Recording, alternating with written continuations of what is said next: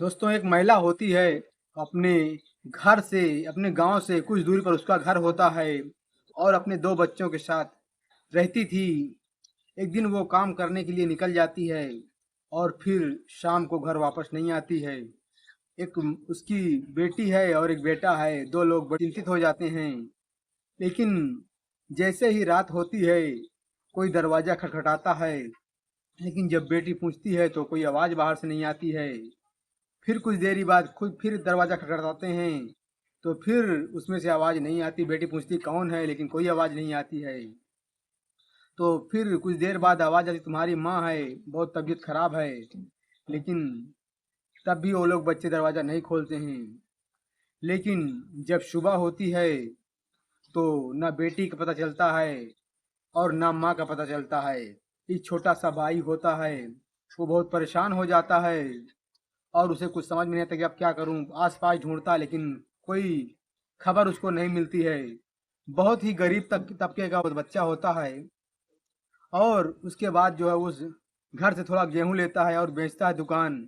फिर उसके बाद उसी पैसे से अपने मामा के यहाँ पहुंच जाता है। मामा भी उसका बहुत गरीब होता है, अनपढ़ होता है, पढ़ा लिखा होता नहीं है। वो भी अपने चार बच्चों की इज्जत परवरिश करता है। लेकिन उसे उसको पता होता है कि मेरी बहन कहाँ काम करती थी। लेकिन जैसे वो सुनता है, उसके पैरों तले से जमीन खिसक जाती है। आखिर उस माँ बेटी के साथ क्या हुआ था? इतनी बड़ी घटना कैसे घट गई? माँ के साथ ऐसा नहीं होना चाहिए। आप लोग दोस्तों कहानी में बने रहिए। कहानी बहुत ही इंटरेस्टिंग है, इमोशनल है। कहानी में बढ़ने से पहले एक ही रिक्वेस्ट है कि आप लोग चैनल को सब्सक्राइब कर दीजिए और वीडियो को लाइक कर दीजिए। आज की ये सच्ची कहानी कर्नाटका से है। जो महिला होती है उसका नाम सावित्री बाई होता है और उसकी एक बेटी होती 15 साल की, जिनका नाम कविता होता है। उसका एक बेटा होता रवि होता है, 11 साल का होता है। सावित्री बाई अपने जो है बचपन से, जब शादी हो गई थी वो रहती थी वहीं। तो वो काम में जाया करती थी। एक जो है काशी नाम का सेठ होता है, वो जो बहुत ही अमीर होता है लेकिन बहुत ही खूंखार होता है और बहुत ही जल्लाद होता है। उसके यहाँ उसकी माँ काम करती थी। लेकिन जैसे ही एक दिन वो नहीं आती है तो उसके बच्चे चिंतित हो जाते हैं। जब बच्चे चिंतित हो जाते हैं, शाम तक इंतजार करते हैं। जब नहीं आती तो रात का समय हो जाता, दरवाज़ा बंद कर लेते हैं दोनों।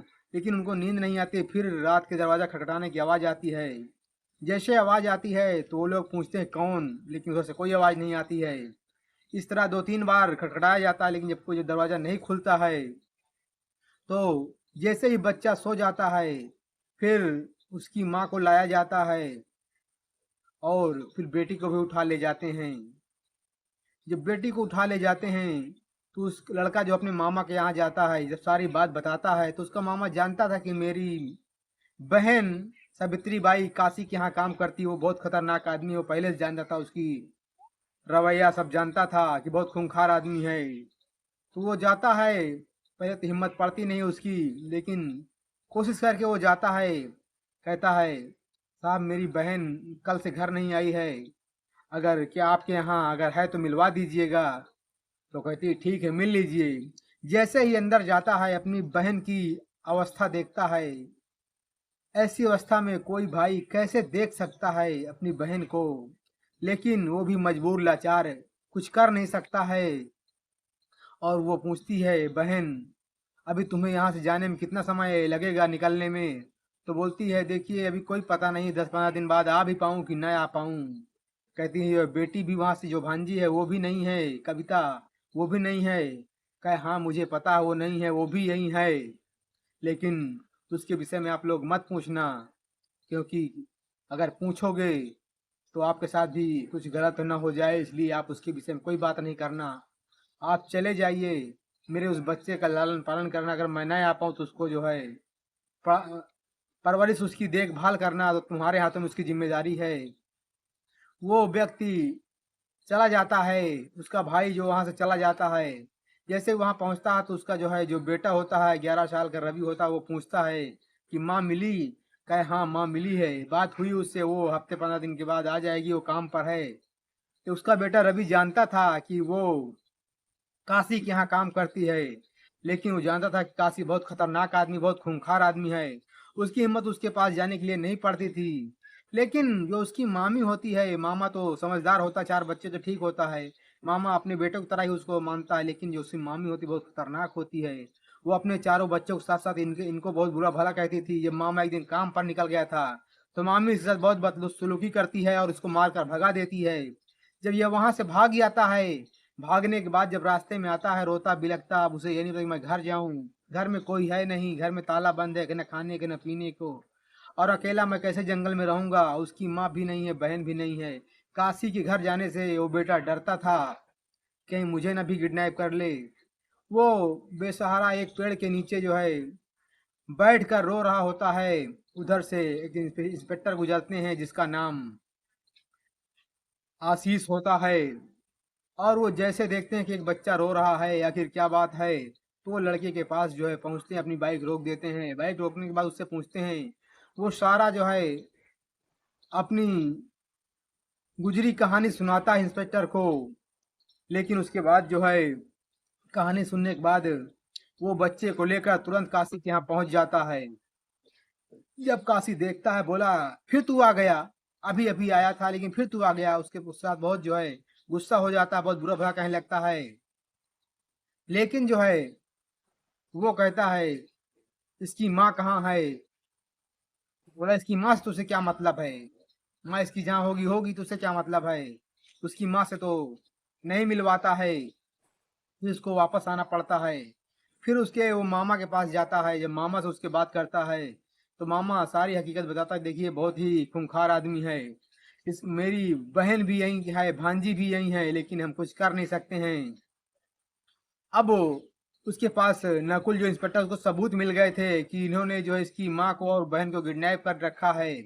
सबूत की जरूरत थी और वो लड़का सबूत के तौर पर गवाही दे रहा था, उसका मामा भी गवाही दे रहा था। लेकिन वो प्रशासन के सामने थाने जाने से डरते थे।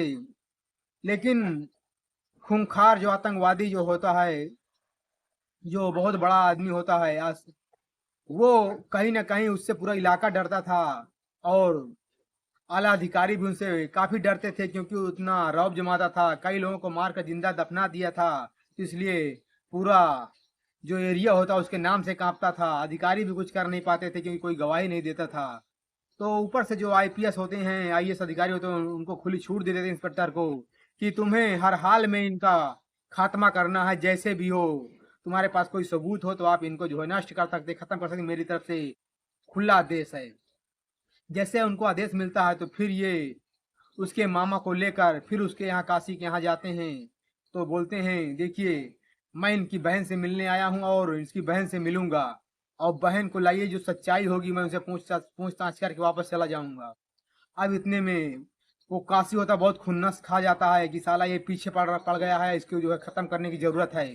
बोलता है बस मुझे एक बार मिलवा दीजिए। जैसे ही वो सावित्री बाई से मिलवाते हैं, सावित्री बाई जैसे ही सामने आती है, इंस्पेक्टर और अपने भाई को देखती है, तो उसके आंसू बहने लगते हैं और वो पूरी कहानी विस्तार से उसके सामने प्रस्तुत कर देती है। लेकिन उससे पहले ही काशी जो है तुरंत मारने का आदेश दे देता है। लेकिन इंस्पेक्टर्स और उनके जो सिपाही होते हैं वो पहले से जो है मुस्तैद रहते हैं, क्योंकि उनको आदेश पहले से मिला था। जब उनको गवाही मिल जाती है और वो खुफिया कैमरे में सब रिकॉर्ड कर लेते हैं, उसके बाद जो है तुरंत इनकाउंटर कर देते हैं काशी का और उनके साथियों का। इनकाउंटर करने के बाद जो है उस महिला समझ जाता है कि आपको यहाँ किस लिए रखा गया था। तो वो महिला बताती है कि हमारे हमको यहाँ जो है जब इनके कोई मेहमान आते थे या कोई इनको रिश्तेदार आते थे, कोई मिलने वाला आता था, तो हमको उनके हवाले कर दिया जाता था और हमारे साथ ये रात भर बर्बरता करते थे, इज्जत के साथ खिलवाड़ करते थे। इसीलिए इसीलिए हमको जो है यहाँ आज 15 दिन से किडनैप करके रखे थे। मेरी बेटी को भी लाया था, कोई इनका नया मेहमान आने वाला था, उसी के लिए मेरी बेटी को ये रात में पकड़ कर किडनैप करके लाए थे, उनके हवाले करने के लिए लाए थे। मैं आपका बहुत धन्यवाद करना चाहती हूँ कि आपने मुझ जैसी गरीब महिला का साथ दिया और मुझे बचा लिया इन दरिंदों से। क्योंकि हमारी इतनी हिम्मत नहीं कि हम थाने जाकर एफआईआर लिखा सके और गवाही दे सके, कोर्ट मुकदमा का चक्कर कर सकें, क्योंकि हम इतने गरीब ठहरे, हमारी कहीं सुनवाई भी नहीं होती थी। क्योंकि पूरा जिला उससे पीड़ित रहता था, प्रशासन भी पीड़ित था, क्योंकि प्रशासन को अपनी जूतों के नोक की तरह वो रखता था, तो इसलिए प्रशासन भी कहीं न कहीं उससे बहुत पीड़ित था। इंस्पेक्टर तो गोली उसको मार ही देता है, लेकिन जो आईपीएस अधिकारी, आईएएस अधिकारी रहते हैं, क्योंकि उसका कनेक्शन बड़े-बड़े नेताओं, मंत्रियों से होता है, तो वो अक्सर जो आईपीएस, आईएएस अधिकारियों पर दबाव बनाता रहता था। कोई भी घटना होती थी तो सबसे पहले काशी का नाम आता था, लेकिन काशी ऐसा खूंखार आदमी था कि कोई उसके खिलाफ गवाही भी नहीं देता था। तो इसलिए इंस्पेक्टर ने उनका खात्मा कर दिया और उन माँ बेटी को बचा लिया। उन माँ बेटी जैसे हजारों लोगों की जिंदगी बचा ली, और कितनी बहनों का उन्होंने जो है जिंदगी से खिलवाड़ किया है, उसके जिसके पास कोई सबूत ही नहीं है, क्योंकि वो हवस का भिखा पुजारी होता है और उनके साथ खिलवाड़ करता था, उनको मारकर जो है जिंदा दफना देता था। तो इसलिए आज उसका खात्मा हो जाता है, और उस माँ बहन उस इंस्पेक्टर का बहुत बहुत शुक्रिया अदा करती हैं, हाथ जोड़ती हैं कि आपने हमें बचा लिया।